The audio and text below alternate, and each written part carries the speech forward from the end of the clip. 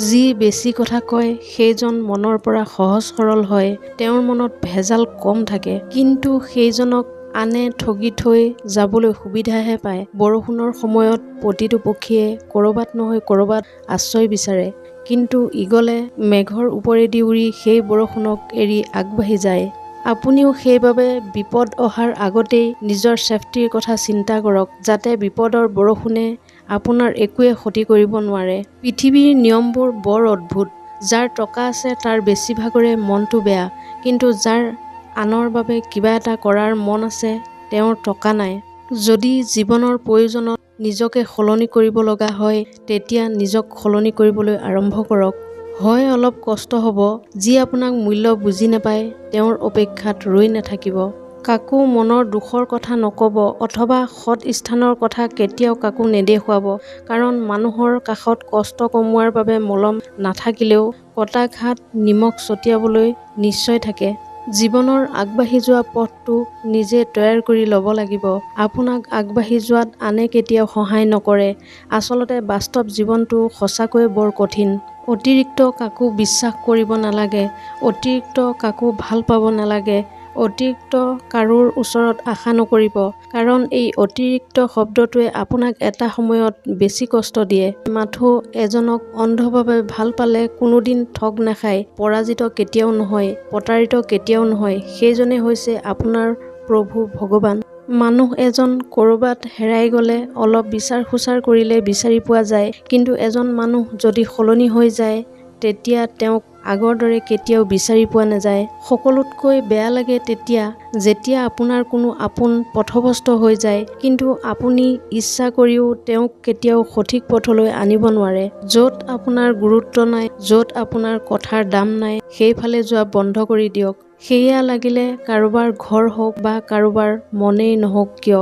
কাৰোবাক কন্দুৱাই আপুনি কেতিয়াও সুখী হৈ থাকিব নোৱাৰে, কাৰোবাক ঠগিও কেতিয়াও ভালে থাকিব পৰা নাযায়, কাৰণ মানুহে যেনে ধৰণৰ কাম কৰে তাৰ ফল ঠিক তেনেকৈয়ে পায়। নিজৰ মন বেয়া হ'লেও নিজকে আকৌ ভাল কৰিবলৈ শিকক, কাৰণ আপোনাৰ ওচৰত আপোনাৰ বাদে আন কোনো নাই।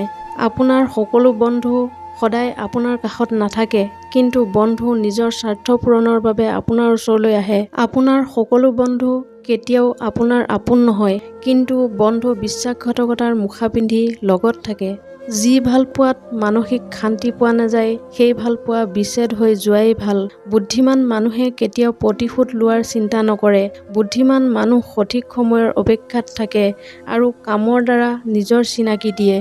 আনক সন্মান দিয়াটো ভাল, কিন্তু নিজৰ সন্মান হানি নোহোৱালৈকে। সন্মান কৰা ভাল, কিন্তু তেতিয়ালৈকেহে যেতিয়ালৈকে নিজৰ আত্মসন্মান বাচি থাকে, আৰু গুৰুত্ব দিয়া ভাল সিমানখিনিলৈকেহে যেতিয়ালৈকে নিজৰ যোগ্যতা সৰু হৈ নাযায়। মনে মনে থকা মানুহবোৰক দুৰ্বল বুলি ভবাটো ঠিক নহয়, কাৰণ তেওঁলোকে ভদ্ৰতা কি জানে বাবেই মনে মনে থাকে। প্ৰবঞ্চকে কেতিয়াও নাকান্দে, আৰু স্বাৰ্থপৰ লোকে কেতিয়াও কোনো স্মৃতি মনত নাৰাখে। মনটো ভালে থাকিলে সকলোবোৰ ভাল লাগে, আৰু মনটো যদি বেয়া হয় তেতিয়া ভালটো বেয়া লাগে। সেইবাবে যিমান পাৰে এটা চেষ্টা কৰিব যাতে মনটো ভালে থাকে। যি মানুহ অলপতে সুখী হয় সেইজন কিন্তু সামান্য আঘাততে বহুত বেছি কষ্টও পায়। আমি আচলতে তেওঁকে বেছি খং অভিমান কৰোঁ যাক আমি বেছি ভাল পাওঁ।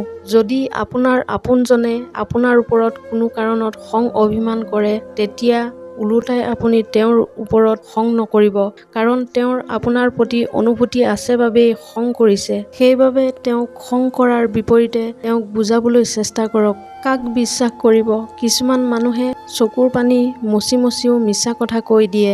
যিমানেই ওচৰৰ মানুহ নহওক কিয়, কাৰোবাৰ ওচৰত মূল্যহীন হোৱাৰ আগতেই নিজকে আঁতৰাই নিয়াই হ'ল বুদ্ধিমানৰ কাম।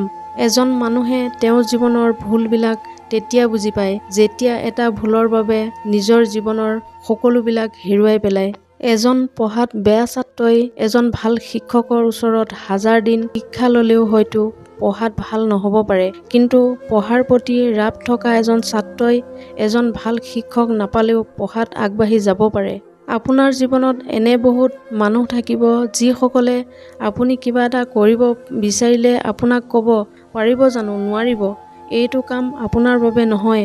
আচলতে তেওঁলোকে আপোনাক এনেবোৰ কথা কয় এটা কাৰণতে, যদি আপুনি সেইটো কাম কৰাত সফল হয়।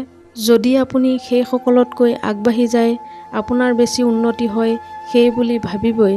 সেইবোৰ কাৰণতেই আপোনাক ডাউন দিয়াৰ চেষ্টা কৰে। আপুনি এনেবোৰ লোকৰ কথা নুশুনিব। নিজৰ যোগ্যতাৰ ওপৰত বিশ্বাস ৰাখক আৰু লগতে ভগৱানৰ ওপৰত বিশ্বাস ৰাখি নিজৰ কাম কৰি যাওক। দেখিব এদিন আপুনিও সফল হৈ পৰিব। এনেধৰণৰ মটিভেশ্যনেল ভিডিঅ' পাই থাকিবলৈ মোৰ চেনেলটো ছাবস্ক্ৰাইব কৰি ৰাখিবলৈ নাপাহৰিব। পুনৰ অন্য এটা ভিডিঅ'ৰ সৈতে লগ পোৱাৰ প্ৰতিশ্ৰুতিৰে আজিৰ এই খণ্ডটোৰ পৰা বিদায় লৈছোঁ। ধন্যবাদ।